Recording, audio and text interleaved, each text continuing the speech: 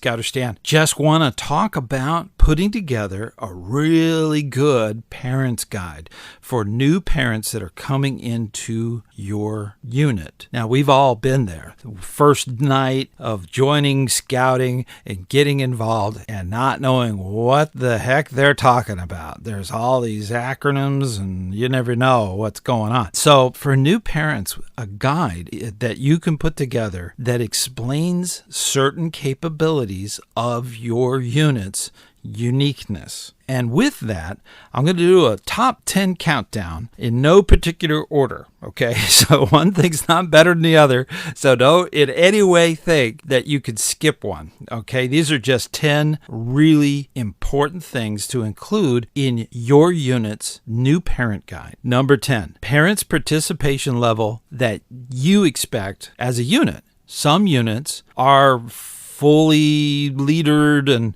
they've got all that they ever wanted. They're the perfect unit and they really don't need a lot of parent input. They are extremely rare, okay? I've never met one, and I've dealt with hundreds of different troops and different packs and different crews.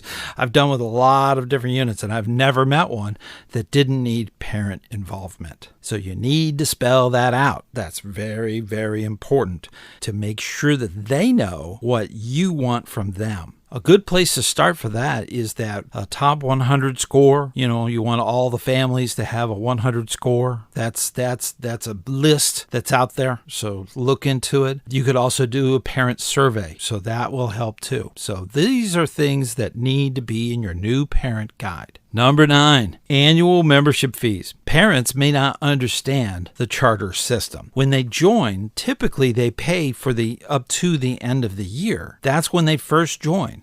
That's not all that's there. We know that as leaders. We need to talk about the additional fees, and you need to explain that scouting is based on a chartered system that is a renewal every year. Typically, this renewal starts in October and finishes by mid-November. All of the fees need to be collected for the next year so that they can be re-registered at the end of the year all on time. Now, these fees will vary because different units, different districts, and different councils will have different amounts. So you need to work out all of the finances. And it needs to be said in that guide that this could change during the year. You also need to make it feasible for families with multiple scouts that are involved, that they can actually make payments towards this. Number 8, the cost impact of joining a unit. Now, when you join a unit, you may not think about it, but if you double the size in a recruiting effort, you double the size of a unit, that puts an additional burden on the unit. They only have so many equipment boxes. They only have so many patrol places that they can meet. They only have so many canoes and so many life jackets and so on. So it's an equipment burden. So there may need to be additional fundraising so that they can cover that impact. Number 7, on the subject of fundraising, you need to spell out what is really needed for scout families to get involved in raising money for their scouting. There's no reason for scouting's expenses to really burden a family. There are many fundraising programs that could be done throughout the year, and many units have different ones. Many councils will actually do popcorn drives throughout the year. So this is something that the unit needs to spell out in their guide to new parents, that there is opportunities for raising money to cover the fees. Some units do individual fundraisers that they're known for. When I was a scout up north, we sold Christmas trees. So,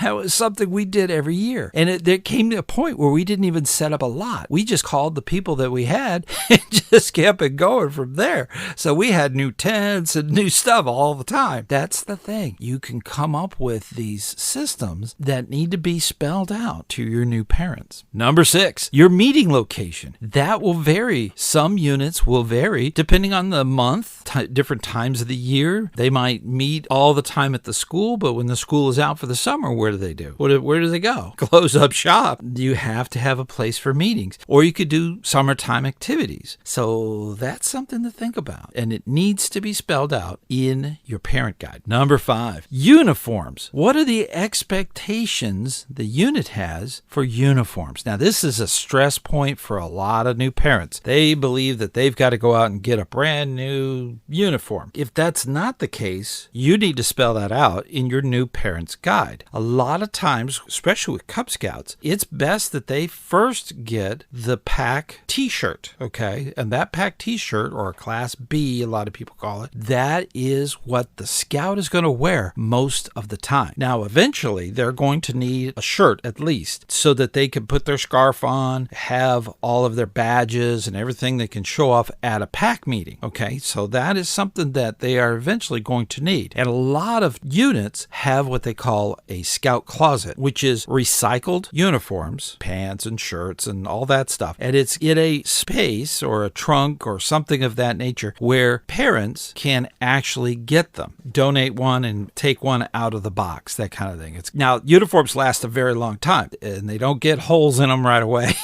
They can last for decades, okay? I know that for a fact. And the reason they last so long is because we have a Class B, okay? A t-shirt that they wear during activities, because once they want to break out into their activities, they take that expensive shirt off with all those patches and everything on it. They take that off. And underneath that, of course, is their t-shirt, their pack t-shirt, and they can go off and have fun. There's nothing worse than going off in your uniform, coming back with a ripped pocket or a torn shirt. That's just not a good thing. So spelling out the uniform expectations. Most units go for full uniform. Some units, depends on where they are, but some units just go belt up. So it's really up to the unit, parents, the committee that decides the uniform code. Number 4, the schedule, the plan, everything that's going to be going on for the next year. That is very critical. Now we're talking about just headline, not great details. We don't need to know that the check-in is with such and such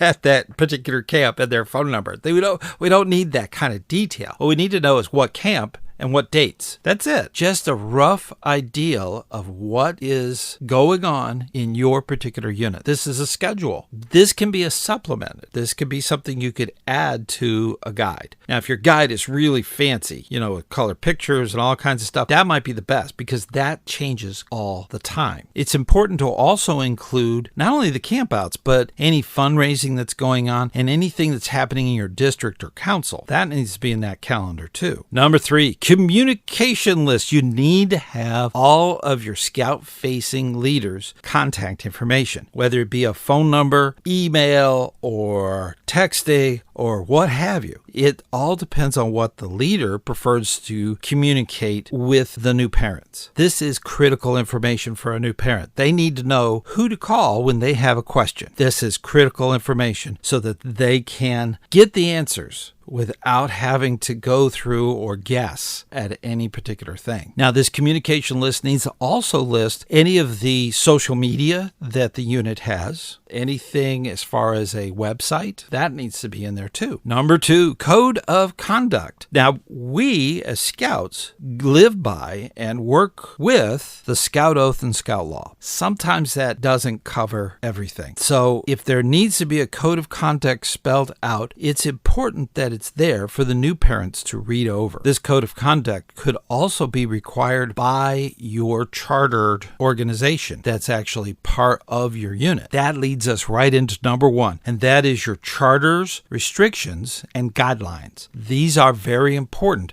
A lot of units are in churches, synagogues, mosques. These all have certain requirements, certain parts of the building that are not accessed by the scouts during meetings and stuff. So that all needs to be spelled out. There might be requirements for head covering for different faiths. There might be a requirement to take shoes off. So this needs to be spelled out in your parents' guide. Remind your parents that they also are to follow the Scout Oath and Scout Law. And the very last Scout Law is reverent. So we need to be respectful of other faiths. Now, these are just 10 points, not in any particular order. You could do this very easily, and you probably already have.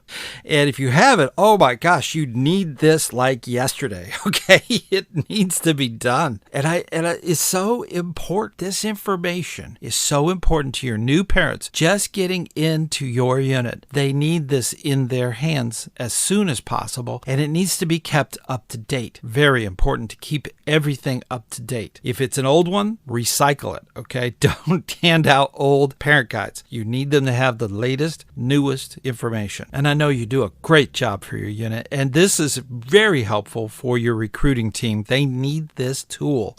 And you can do this. You can definitely put together one of the great new parent guides that takes away all of that anxiety that comes from not knowing as a new parent. And that's what this does. Keep up the good work, and I'll see you on the trail.